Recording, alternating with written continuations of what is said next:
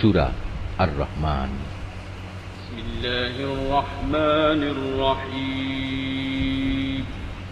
রহমান রহিম আল্লাহ তাআলার নামে।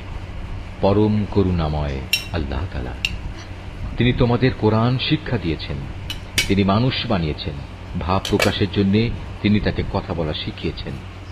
সূর্য ও চন্দ্র উভয় নির্ধারিত হিসাব মোতাবেক কক্ষপথ ধরে চলছে। জমিনে উৎপাদিত যাবতীয় লতাপাতা ও গাছ গাছড়া সব তাঁরই সামনে সাজদাবনত হয়। আসমান তাকে তিনি সমুন্নত করে রেখেছেন এবং মহাশূন্যে তার ভারসাম্যের জন্য তিনি একটি মানদণ্ড স্থাপন করেছেন, যাতে করে তোমরা কখনো আল্লাহ তাআলার নির্ধারিত এই মানদণ্ডের সীমা অতিক্রম না করো। ইনসাফ মোতাবেক তোমরা ওজনের মানদণ্ড প্রতিষ্ঠা করো এবং ওজনে কম দিয়ে মানদণ্ডের ক্ষতি সাধন করো না। ভূমণ্ডলকে তিনি সৃষ্টিরাজির জন্য বিছিয়ে রেখেছেন, তাতে রয়েছে অসংখ্য ধরনের ফলমূল। আরও রয়েছে খেজুর, যা আল্লাহর কুদরতে খোসার আবরণে ঢাকা থাকে।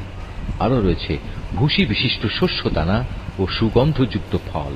অতএব হে মানুষ ও জিন, তোমরা তোমাদের মালিকের কোন নিয়ামত অস্বীকার করবে?